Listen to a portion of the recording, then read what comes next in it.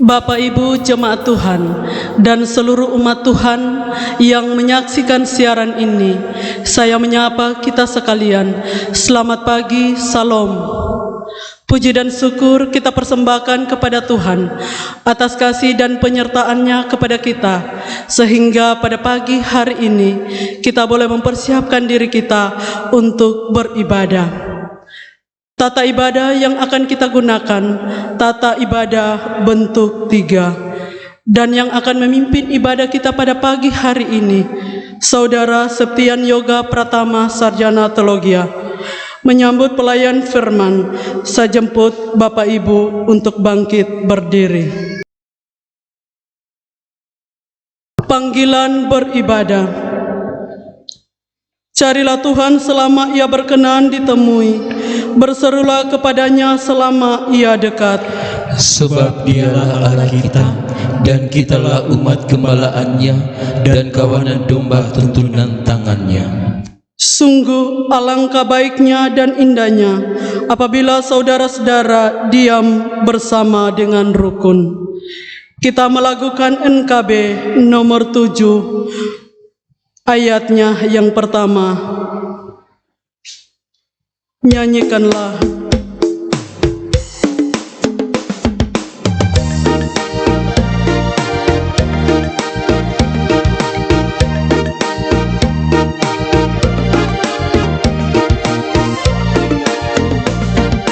Nyanyikanlah nyanyian baru bagi Allah, pencipta cakrawala. Segala serafim kerubim pujilah Dia, besarkanlah namanya.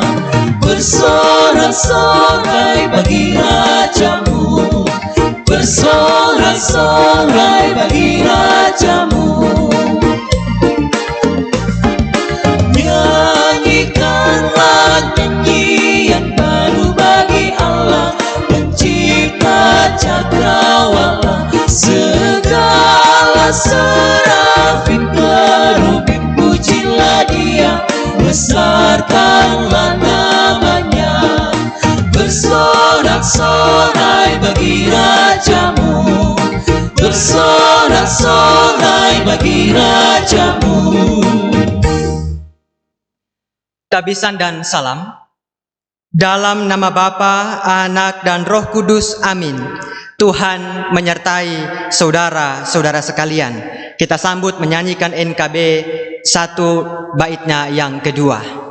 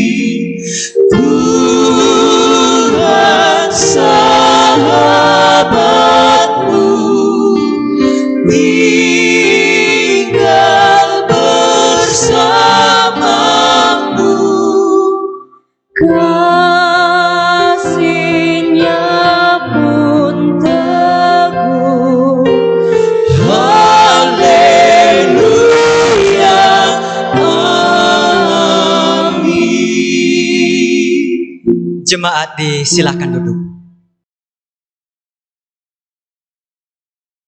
Bapak Ibu Saudara, nats pembimbing dalam ibadah kita di saat ini terambil dalam kitab Amsal pasal 22 ayatnya yang ke-12.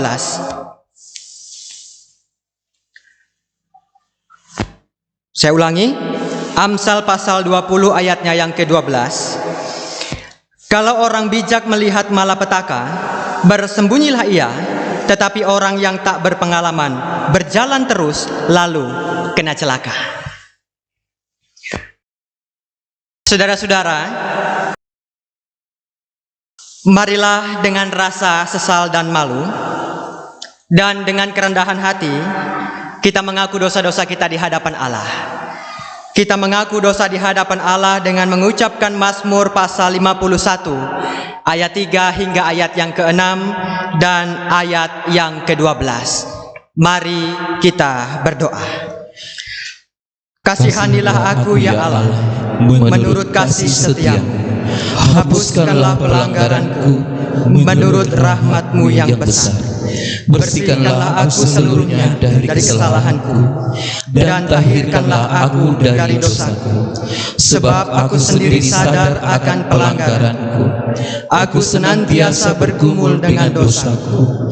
Terhadap Engkau sajalah aku telah berdosa, dan melakukan apa yang Kau anggap jahat, supaya ternyata Engkau adil dalam putusan-Mu, bersih dalam penghukuman-Mu. Jadikanlah hatiku tahir ya Allah, dan perbaharuilah batinku dengan roh yang teguh. Amin. Bapak Ibu Saudara, bagi kita sekalian yang dengan sungguh-sungguh menyesali dosa kita dan bersedia dituntun oleh kehendak Allah, maka dengarkanlah kepastian pengampunan dosa dan berita anugerah Allah. Sekalipun dosamu merah seperti kirmisi, akan menjadi putih seperti salju.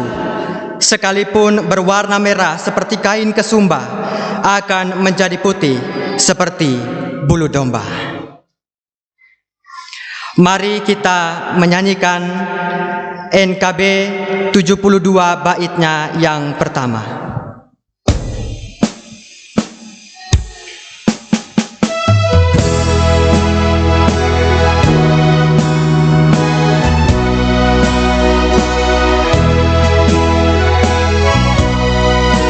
Nama Yesus berkumandang di sejarah dunia. Nama Yesus menyampaikan damai dan bahagia. Hai, dengarkan panggilannya dan tinggalkan dosamu.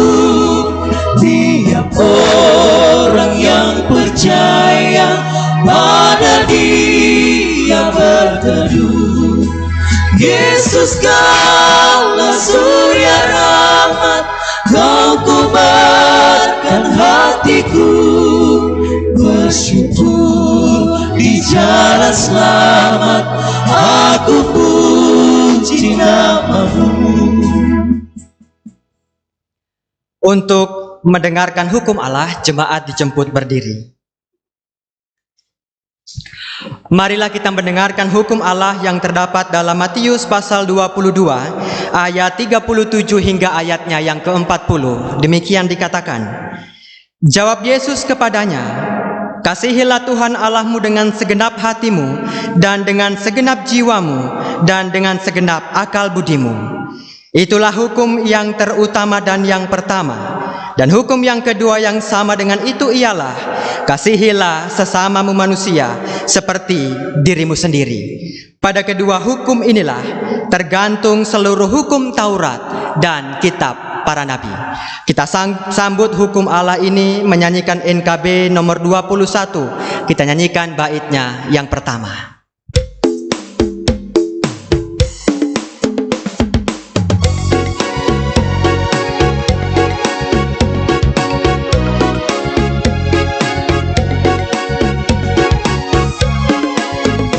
Diberikan hidup baru oleh Yesus Tuhanku.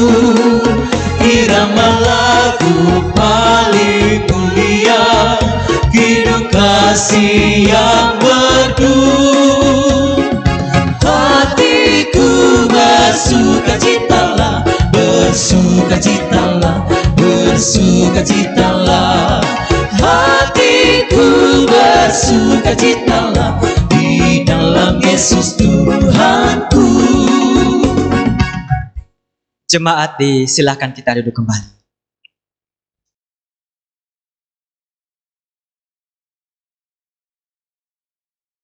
Bapak Ibu jemaat Tuhan, kita akan masuk dalam pemberitaan firman Tuhan. Sebelum itu kita mari berdoa. Ya Allah yang Maha Kasih, terangilah hati kami melalui firman-Mu yang kudus.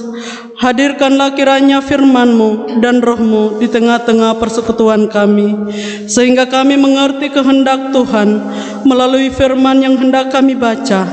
Kiranya Roh-Mu yang kudus menguasai pelayan firman-Mu pada hari ini. Karuniakan kepadanya kemampuan, kebijaksanaan sehingga dia sanggup menjadi penyalur berita firman-Mu. Kami mohon semuanya ini demi nama Yesus Kristus, Juru Selamat kami. Amin. Bacaan kita pada saat ini terdapat dalam 1 Raja-Raja 22 ayatnya yang pertama hingga ayatnya yang ke-9 dan ayat 17 hingga 18. Demikian dikatakan. 3 tahun lamanya orang tinggal aman dengan tidak ada perang antara Aram dan Israel. Pada tahun ketiga pergilah Yosafat Raja Yehuda kepada Raja Israel. Berkatalah Raja Israel kepada pegawai-pegawainya, tahukah kamu bahwa Ramot Gilead sebenarnya milik kita? Tetapi kita tinggal diam saja dan tidak merebut dari tangan Raja negeri Aram. Lalu katanya kepada Yosafat, maukah engkau pergi bersama-sama aku untuk memerangi Ramot Gilead? Jawab Yosafat kepada Raja Israel, kita sama-sama, aku dan engkau, rakyatku dan rakyatmu, kudaku dan kudamu. Tetapi Yosafat berkata kepada Raja Israel, baiklah, katakan dahulu firman Tuhan. Lalu Raja Israel mengumpulkan para nabi, kira-kira 400 banyaknya. Kemudian bertanya ia kepada mereka, apakah aku boleh pergi berperang melawan Ramot Gilead atau aku batalkan? Jawab mereka, majulah, Tuhan akan menyerahkannya ke dalam tangan raja. Tetapi Yosafat bertanya, tidakkah ada lagi di sini seorang nabi Tuhan, supaya dengan perantaraannya kita dapat meminta petunjuk?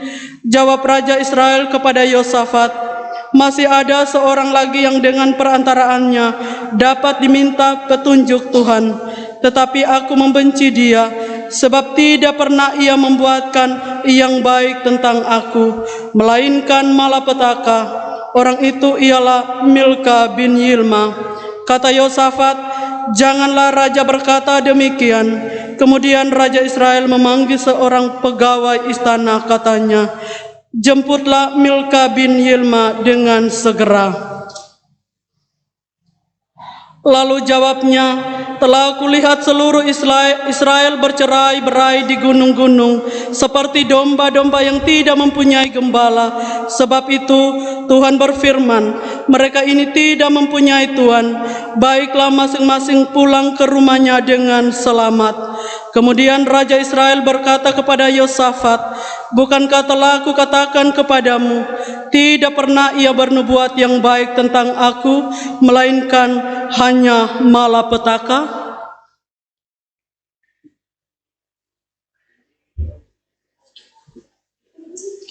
Demikianlah pembacaan firman Tuhan.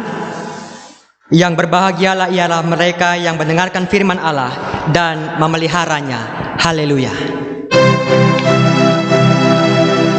Haleluya, haleluya, haleluya.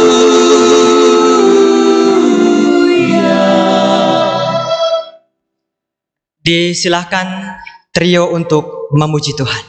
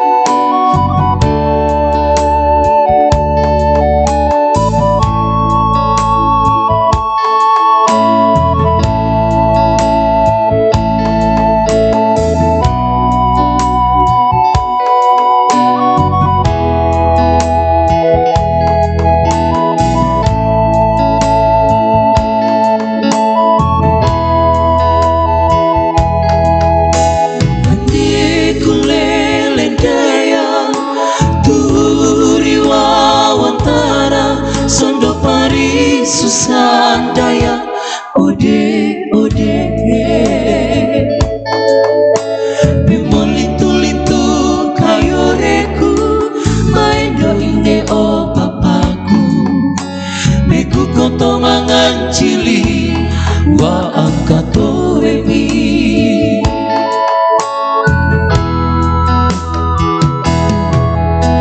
Beida peta tondo Raya nakamanoto Podori surama kali Ode ode Napong mata-mata datong gawa Melinca paida melanto Lempa pososiko see ku omawo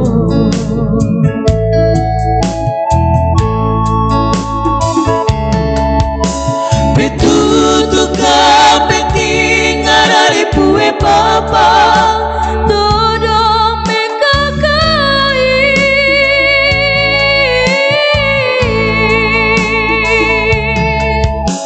Betubu mopo gilu mori pue papa Anunda teri wawayangi Dan nakasira mangawai Pujanjia ku banggani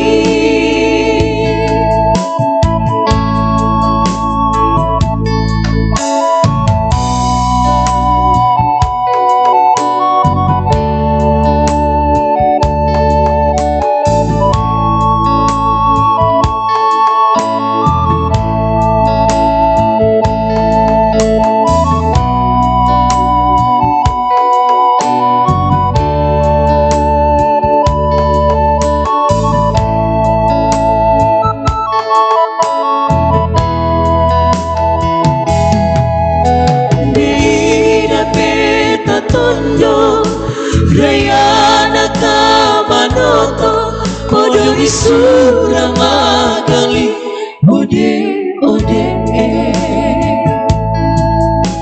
Napong mata-mata datong gawa Melinca paida melanto Lembang pososiko see ku omawo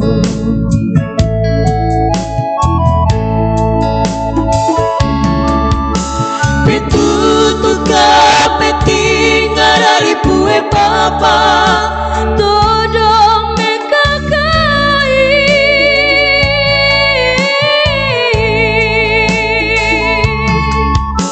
Betubu mopo gilu mari pue papa Anunda teri wawayangi Dan nakasira mangawai Pujanjia ku banggani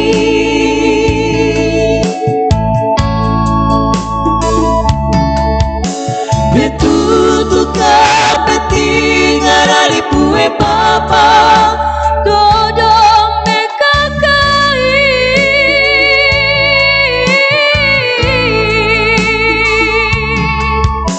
Betubu mopo gilu mari pue papa Anunda teri wawayangi Dan nakasira mangawai Pujanjia ku banggani Pujanjia ku banggani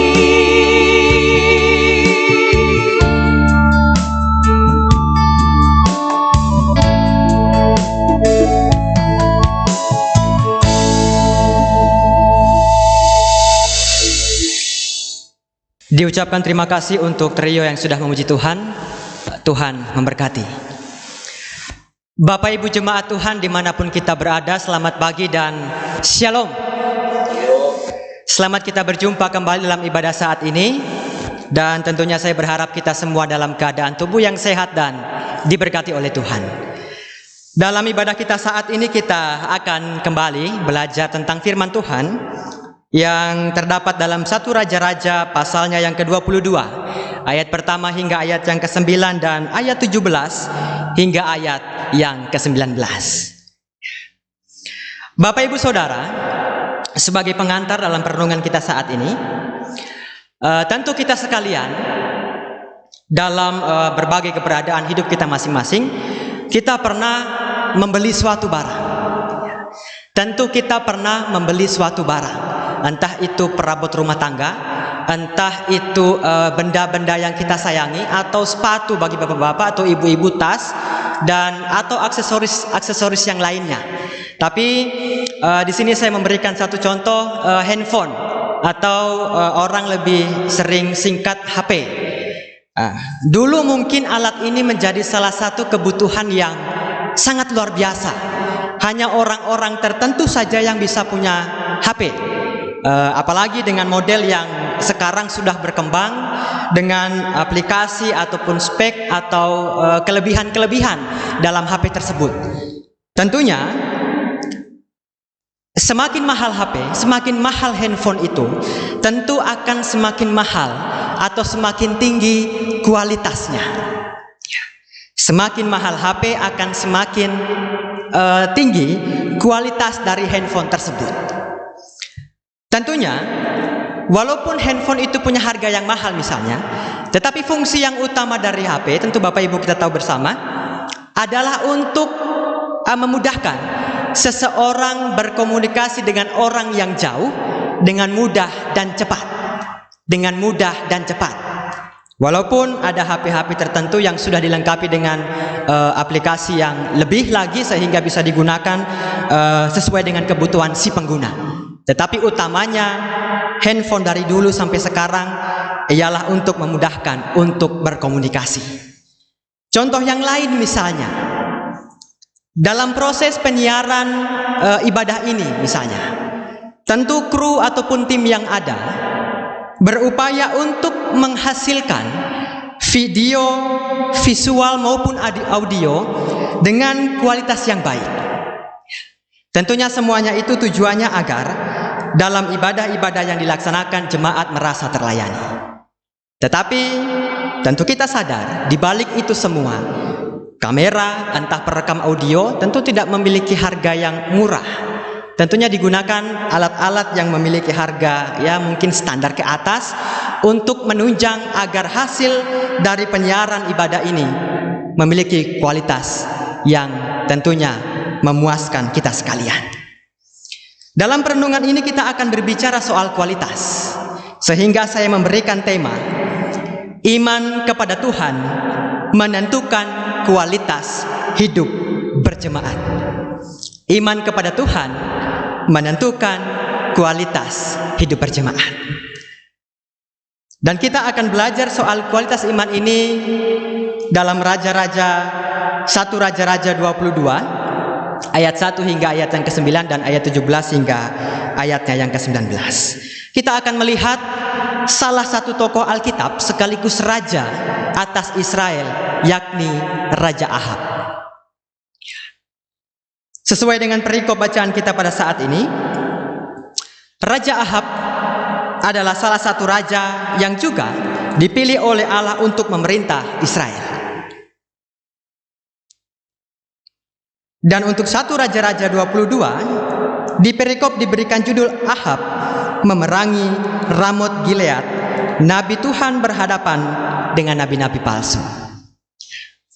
Bapak Ibu Saudara, dari pembacaan firman kita saat ini atau dari bagian perikop bacaan saat ini, ada sesuatu hal yang menarik.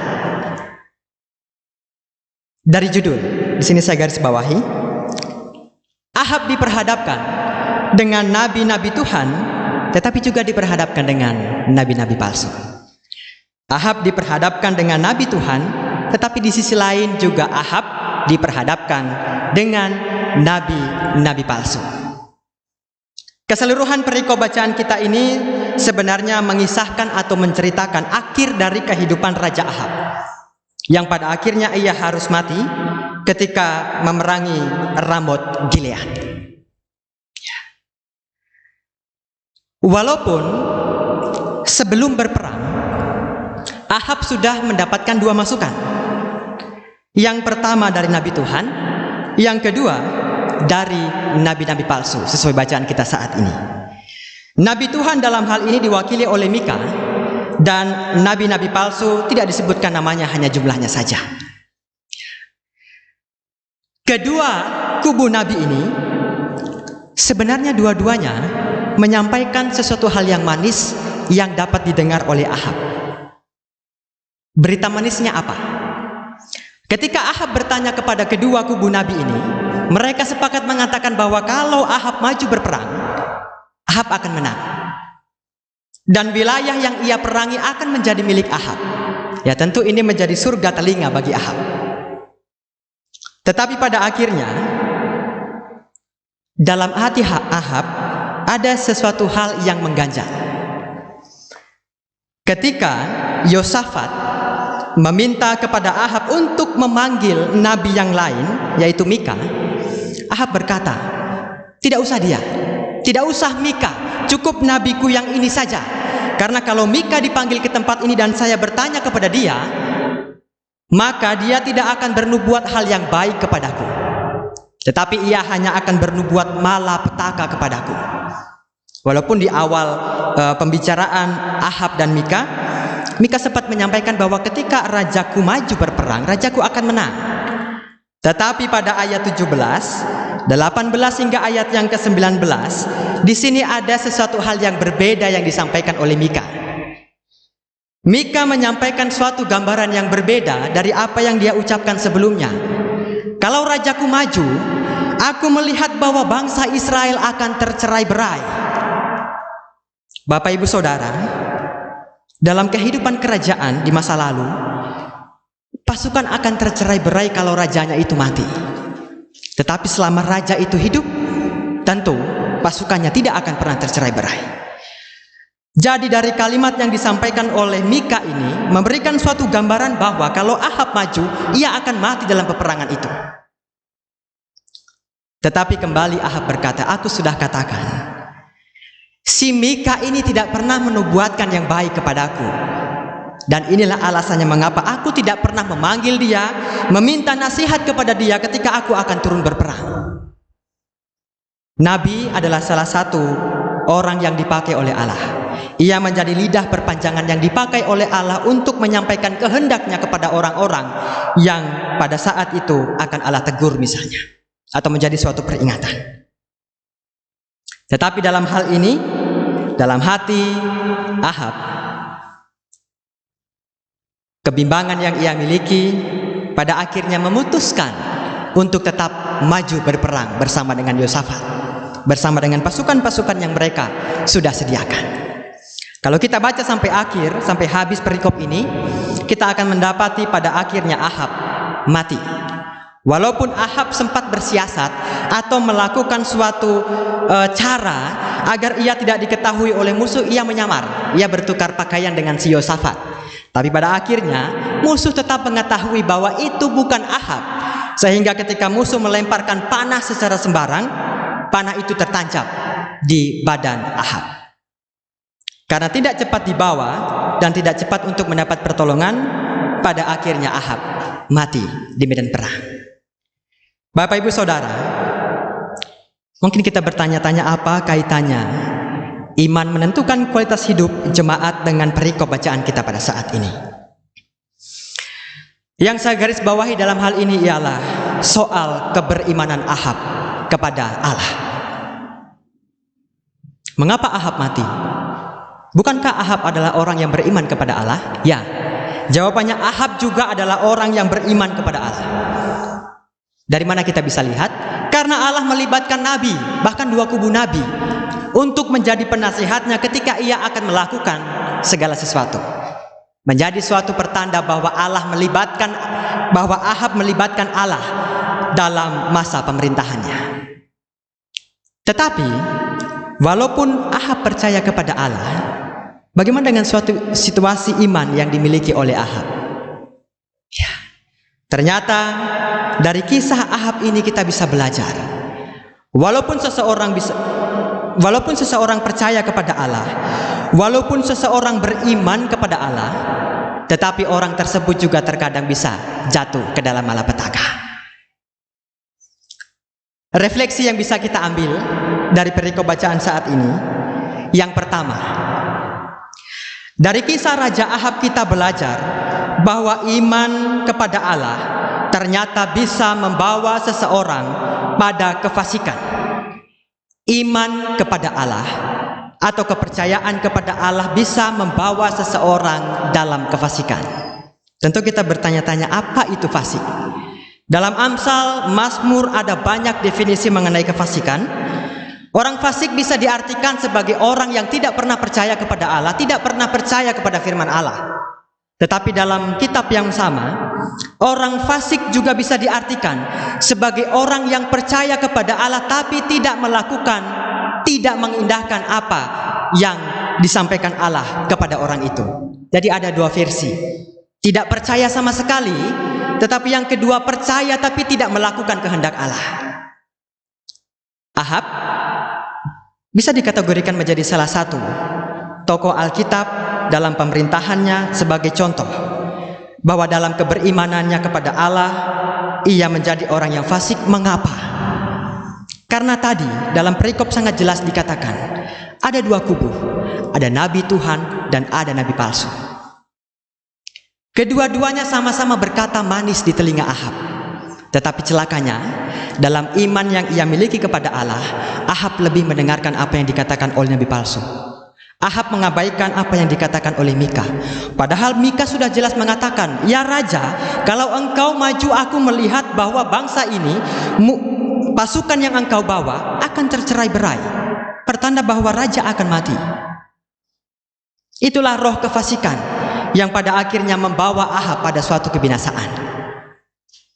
Poin yang kedua, tidak semua nasihat yang baik itu membuahkan buah yang baik.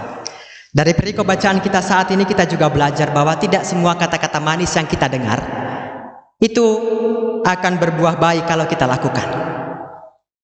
Bisa saja nasihat-nasihat yang baik itu sebenarnya disampaikan oleh nabi-nabi palsu yang sebenarnya tanpa kita sadari sedang menggiring kita dalam suatu musibah atau malapetaka.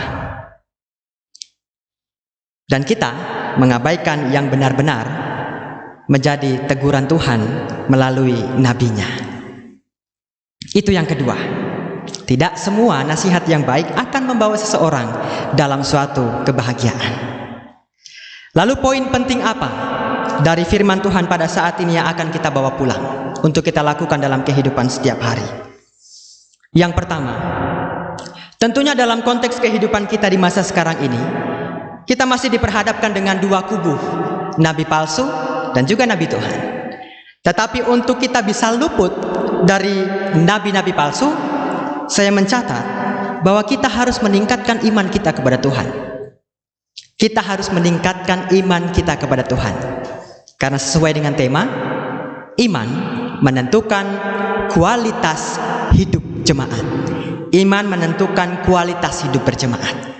Kalau kita ingin dalam hidup ini punya kualitas, kita dipertimbangkan, kita diperhitungkan, kita dihargai, kita dipandang orang, tentunya kita harus memiliki suatu harga atau mengorbankan harga daripada itu semua, yaitu iman kepada Allah.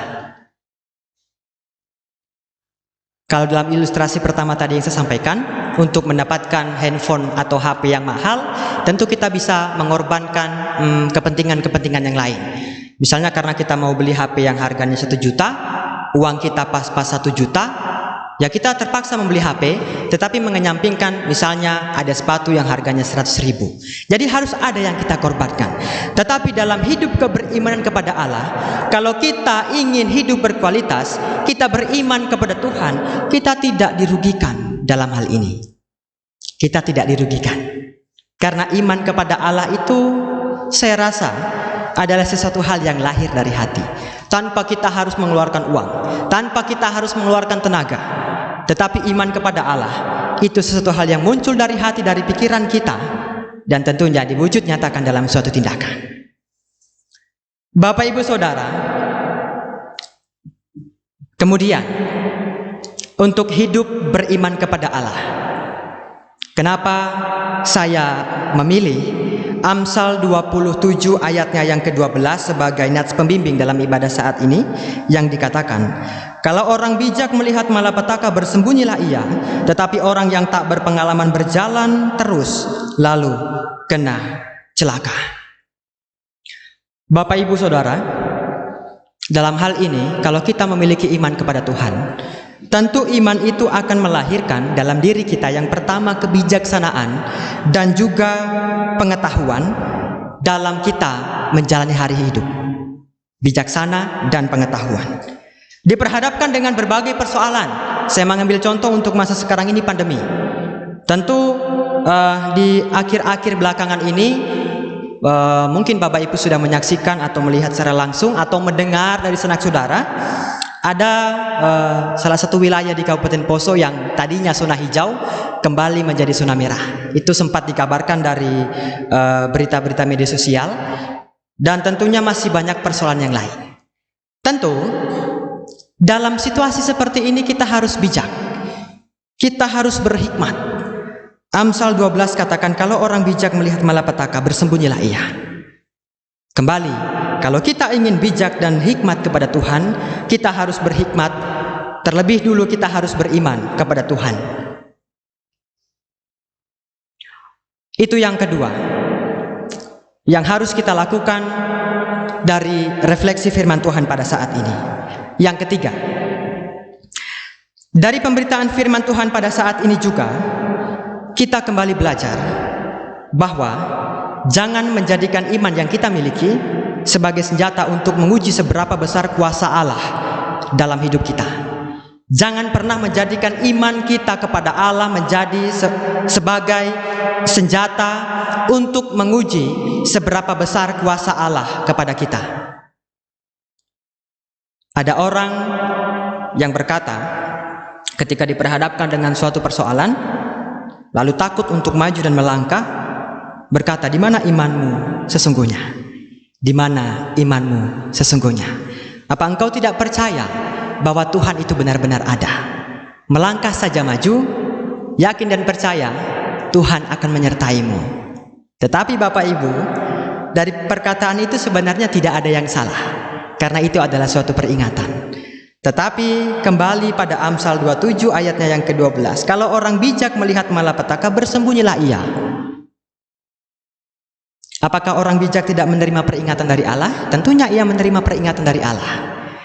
Apakah ia tidak punya iman? Dia punya iman. Orang bijak itu juga punya iman. Sehingga ketika dia sudah tahu itu ada lubang, maka ia akan memilih jalan di sebelah kiri atau kanan agar dia tidak masuk di lubang itu.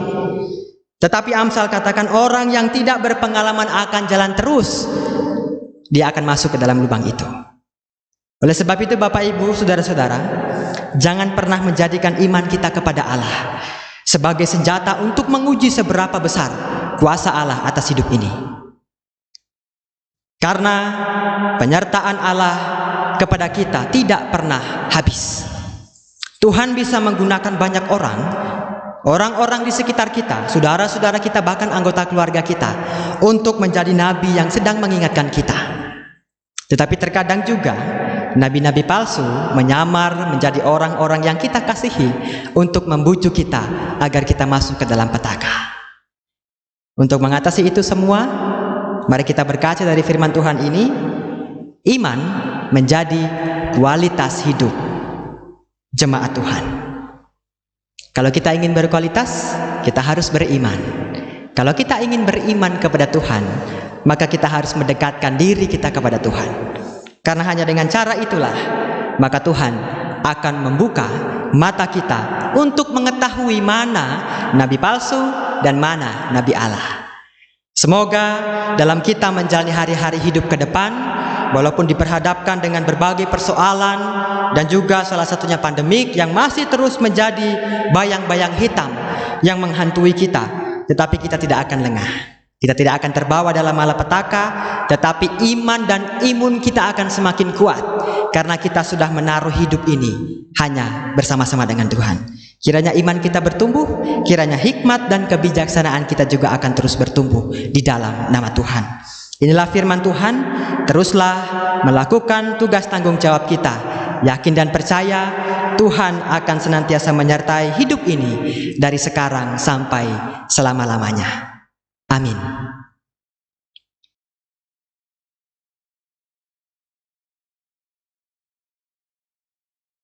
Untuk pengakuan iman, jemaat dijemput berdiri.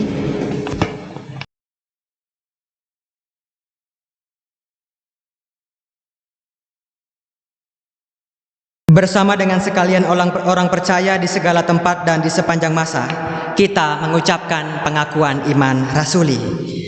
Aku percaya kepada Allah Bapa, Bapa yang Maha Kuasa, Kali langit dan bumi, dan kepada Yesus Kristus, anaknya yang tunggal Tuhan kita, yang dikandung daripada Roh Kudus, lahir dari anak darah Maria, yang menderita di bawah pemerintahan Pontius Pilatus, disalibkan, mati dan dikuburkan, turun ke dalam kerajaan maut. Pada hari yang ketiga, bangkit pula dari antara orang mati, naik ke surga, duduk di sebelah kanan Allah, Bapa yang Maha Kuasa, dan akan datang dari sana untuk menghakimi orang yang hidup dan yang mati. Aku percaya kepada Roh Kudus, gereja yang kudus dan am, persekutuan orang kudus, pengampunan dosa, kebangkitan daging, dan hidup yang kekal. Amin. Kita sambut menyanyikan NKB 104 baitnya yang pertama, apinya berkobar dalam hatiku.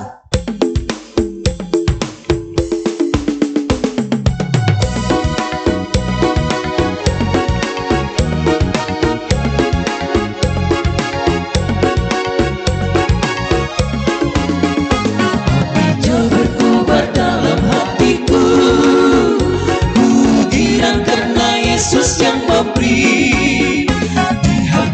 Jiwaku tak perlu ku memeluk, darahnya membasuh diriku bersih. Apinya terang, jiwaku senang, muliakanlah Tuhanku. Haleluya berteman, Yesus Raja yang benar, apinya berkobar dalam hatiku. Jemaat disilahkan kita duduk kembali.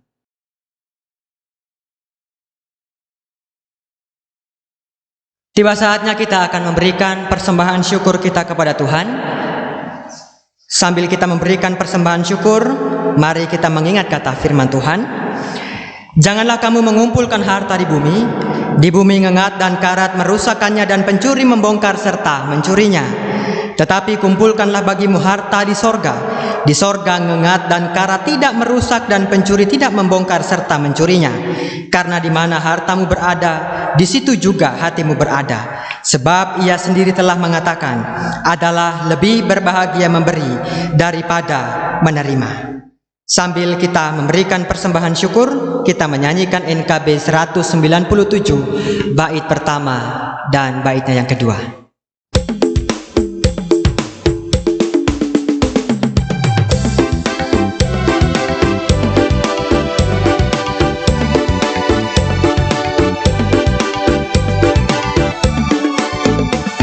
Besarlah untungku jika Yesus milikku, bersuka jiwaku karena damai yang penuh. Meskipun angin keras bagai dunia menderu, tak goyah hatiku karena Yesus milikku. Benar-benar besarlah untungku, benar-benar besarlah untungku, benar-benar besarlah untukku. Ketika Yesus sungguhlah tetap pilihku.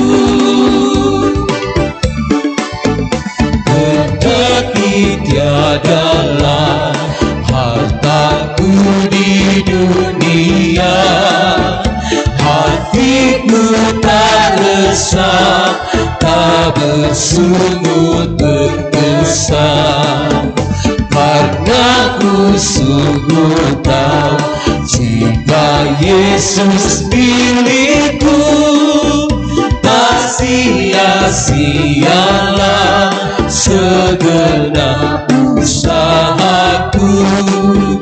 Benar-benar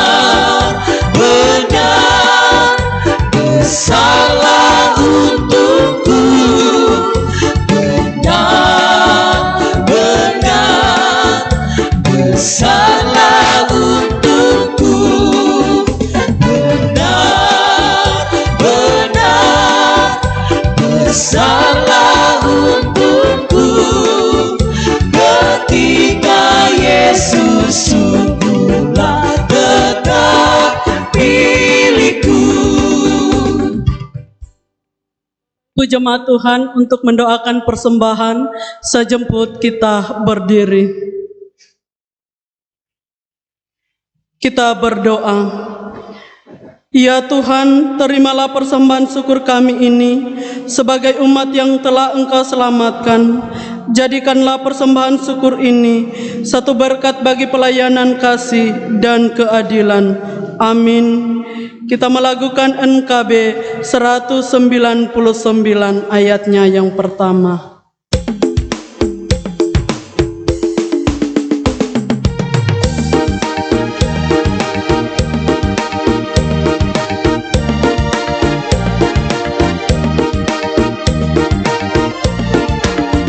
Surga yang terbaik ku berikan kepada Yesus Tuhanku, besar pengorbanannya di Kalvari, diharapnya terbaik bagiku. Berapa yang terhilang telah ku cari, dan ku lepaskan yang terbelenggu. Sudahkah yang terbaik ku berikan kepada Yesus Tuhanku. Bapak Ibu jemaat Tuhan, disilakan duduk.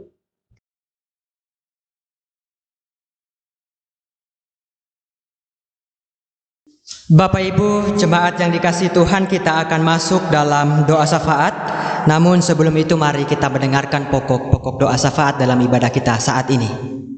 Yang bersyukur pada hari ini atas berkat Tuhan, keluarga Kundung Samaya, keluarga Panco Ulama Indi, keluarga Ribeiro Puahadi, keluarga Totombu Talunoe, keluarga Tokutende Maringka, keluarga Yasin Olongi, mohon dukungan doa anak Alfandi akan kembali ke Jakarta dalam persiapan pesta perkawinan. Atas HUT keluarga Ranokombe Kalingkongan atas HUT perkawinan ke-7 tahun, keluarga Kalingkongan Tinuru, HUT anak Septia Damayanti Kalingkongan, dan HUT perkawinan keluarga Ranokombe Kalingkongan. Saudara Darsik Meuwo atas HUT, Saudara Nelvin Tunggala atas HUT, keluarga Tinuru Donda atas HUT ibu keluarga ke-78 tahun, keluarga Mena Sasela atas HUT bapak keluarga ke-35 tahun, dan HUT orang tua Ibu Mena Lumira ke-69 tahun. Keluarga Potohu Ajima, HUT anak Celeste Potohu, keluarga Ajima Lakapido, HUT anak Celeste Potohu, keluarga Tario Ali, HUT Bapak Legran Tario, keluarga Moledongka Mobose atas HUT perkawinan, keluarga Danto Jaya, HUT anak Stephen Landeeo, keluarga Limpele Rabinto, HUT ibu keluarga, yang membawa buah sulung, keluarga Kolombuto Kando.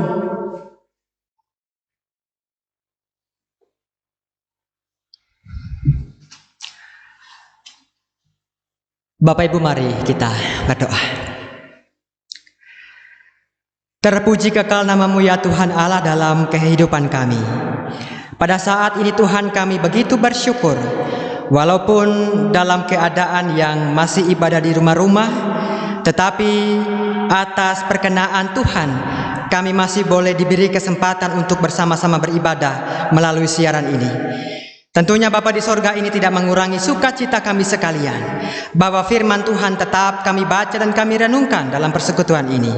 Dan biarlah firman-Mu yang telah bersama-sama kami baca dan kami renungkan akan memberikan suatu pelajaran iman percaya kami kepadamu, untuk terus beriman kepada Tuhan, menjadikan iman kepada Tuhan sebagai suatu jaminan bahwa Tuhan akan terus menyertai kehidupan kami dalam berbagai persoalan, situasi, kondisi hidup yang ada. Tetapi dalam hal ini kami tidak menjadi orang fasik yang menjadikan iman kami kepadamu sebagai suatu senjata untuk menguji atau mengukur seberapa besar penyertaan Tuhan atas hidup ini. Biarlah Tuhan, Engkau memberi hikmat dan Roh Kudus kepada kami, sehingga kami dimampukan untuk melakukan firman ini di dalam kehidupan kami setiap hari. Terpujilah firman-Mu.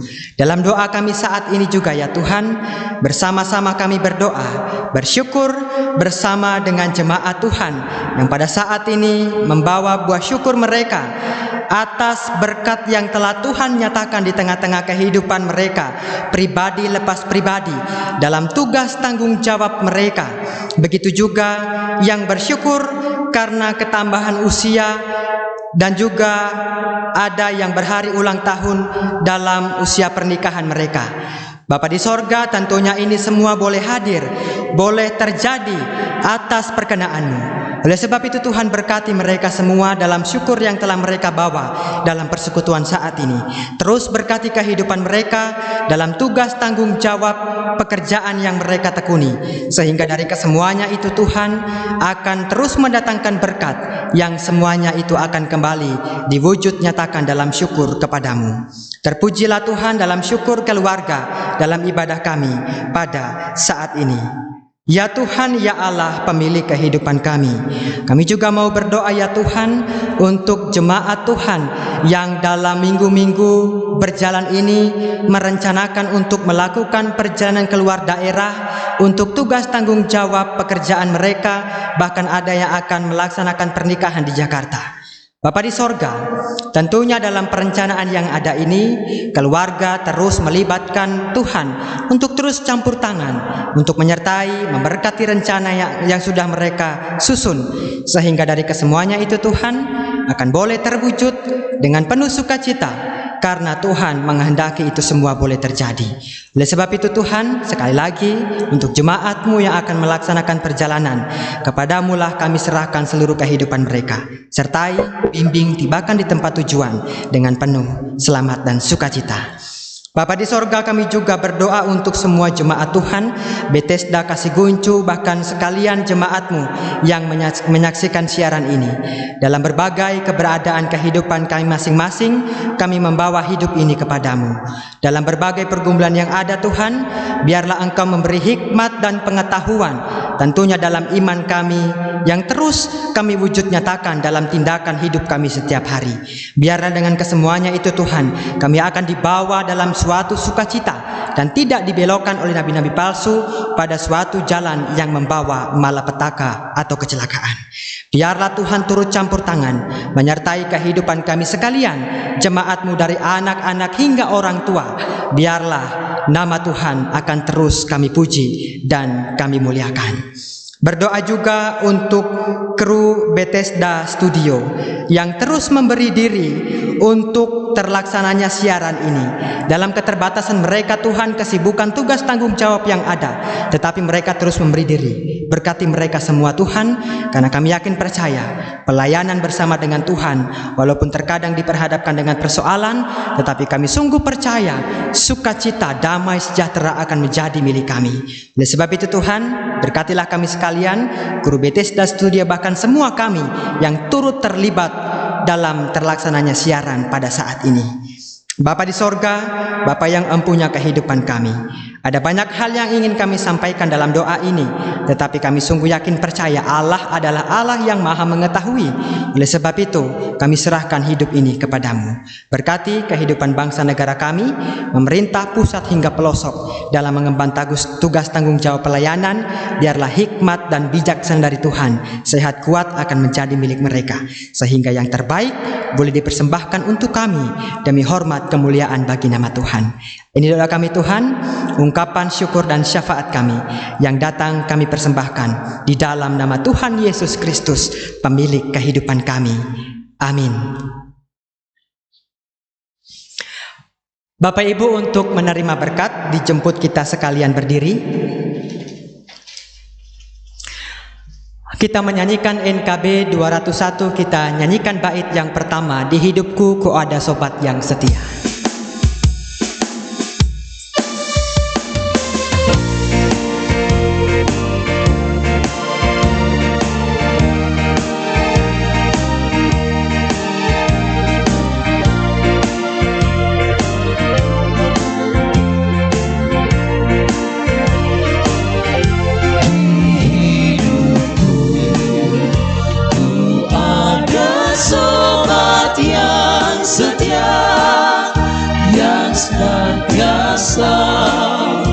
Berjalan sertaku masa gelap, dibuatnya terang ceria. Itulah Yesus juru selamatku. Ku tak cemas dan jalan yang naik turun, lewat lembah dan gunung yang terjal,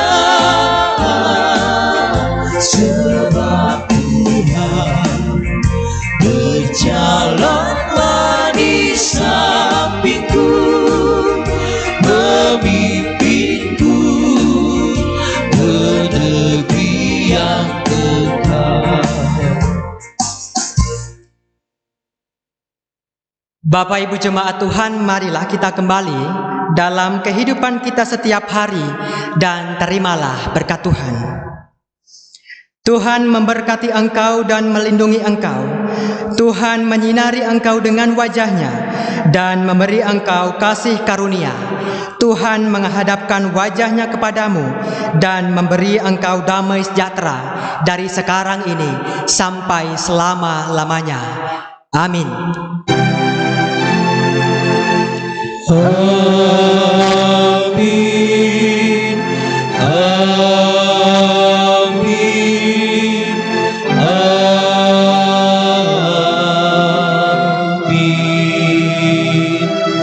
Jemaat disilahkan duduk.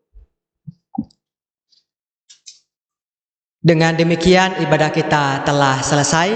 Diucapkan terima kasih.